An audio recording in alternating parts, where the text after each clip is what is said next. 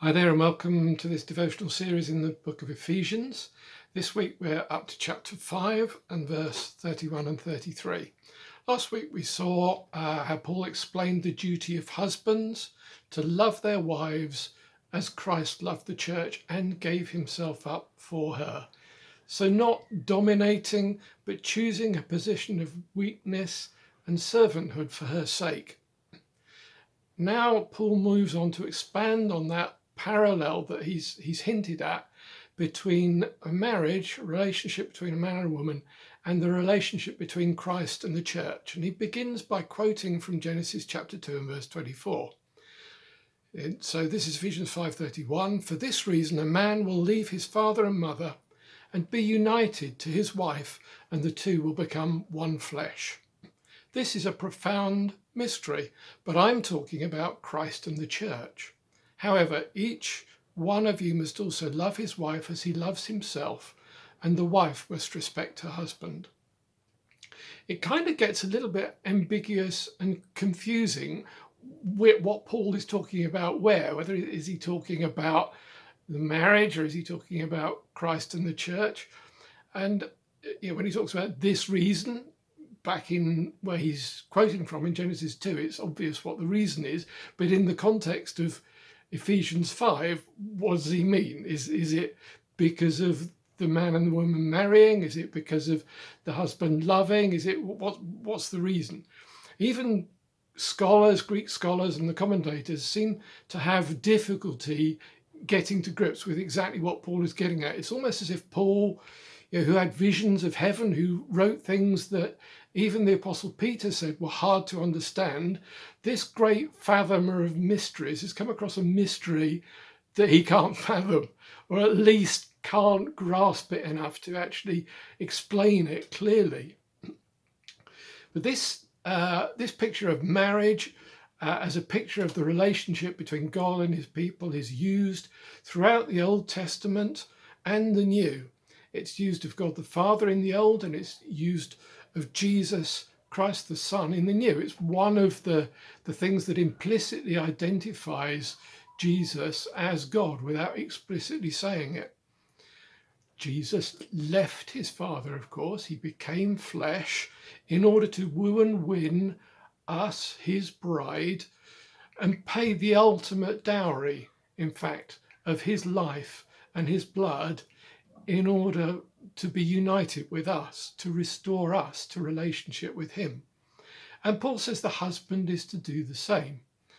Leaving and cleaving, it's sometimes referred to as, using the terms in the old authorized version, forsaking all others, as it says in the marriage ceremony. It's worth mentioning, I guess, that the leaving is not absolute. Obviously, it's just that the husband's center of gravity shifts to the wife and the wife to her husband. Matthew Henry, the old commentator, said we're not to understand that a man's obligation to other relations is cancelled upon his marriage, but only that this relationship is to be preferred above all others. And God asks the same of us in relation to him, that he is our priority. My priority as a man and a husband is first my relationship to Christ, and second, my relationship to my wife. And if our marriage is Christ-centered, and if I'm following the example of Christ in how I relate to my wife, there's never going to be a conflict between those two.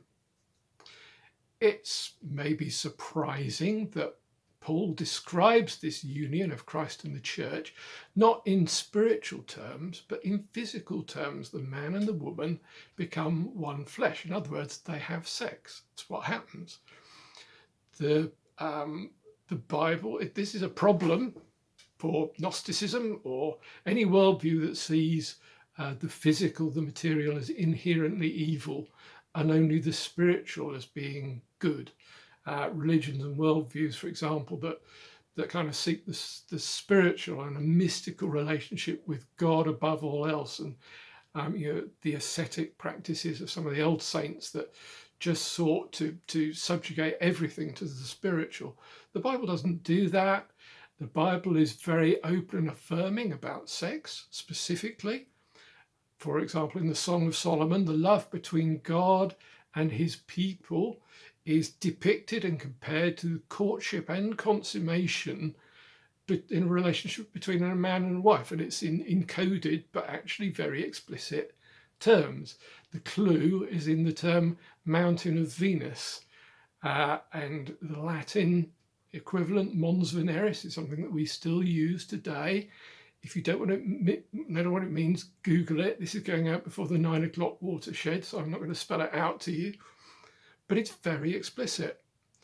In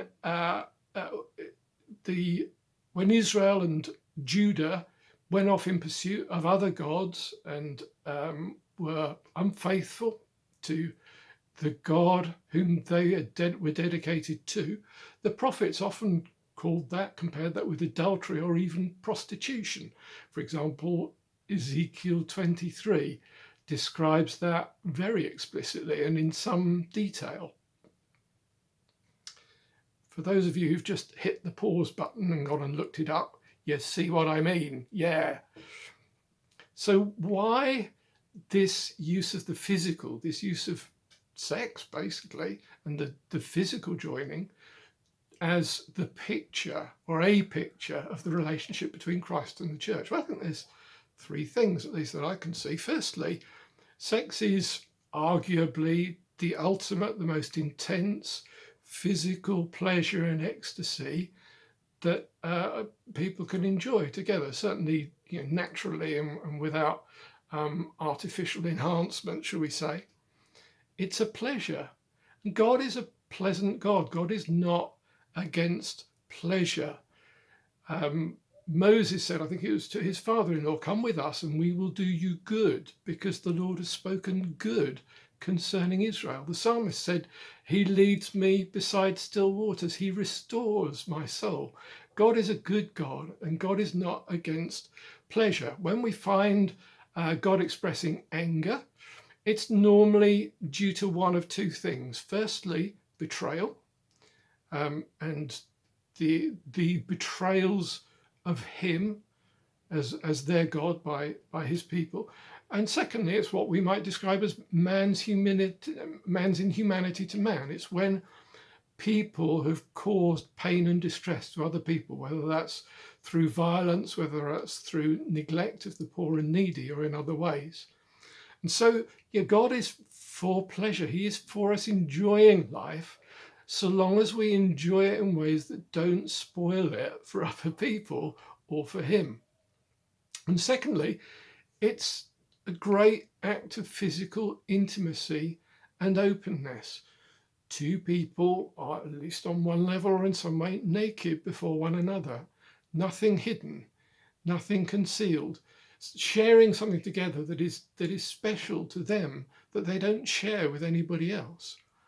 And God has expressed great love and intimacy to us, and great openness. One of the minor prophets, I think it was Amos, said, "The Lord does nothing unless he reveals it to his servants, the prophets." God has revealed himself to us. He has been very open about who he is, even at the risk of attracting criticism. And he knows all about us. There is nothing that we can hide or conceal from him, however hard we try. The psalmist again said, where can I go? Where can I hide from your spirit and from your presence? You're everywhere. And so our relationship with God should be one of love and pleasure and enjoyment, one of intimacy and openness. And it's also an act of great vulnerability and trust, of holding nothing back, of being vulnerable with one another. As I say, God has made himself vulnerable by entrusting himself and seeking relationship with people who are unreliable, who are faulty, who will let him down. He has exposed himself to pain, actually, and he's done that for love of us. And he simply asks that we open ourselves up to that relationship, that intimate relationship, that close relationship, that relationship where nothing is hidden, where nothing is held back, so that we will be one with him as he seeks. And in that union, in that oneness with him, then what he is and who he is rubs off on us, and we become more like him. And that ultimately is, that's what he seeks, and that is what is best for us, because his perfect love and his perfect devotion is, the fabric of a wonderful society and a wonderful life. So may God enable us to approach him in that vein, with openness, with humility, with vulnerability and intimacy, so that we will know him better, and who he is increasingly rubs off on us. Amen.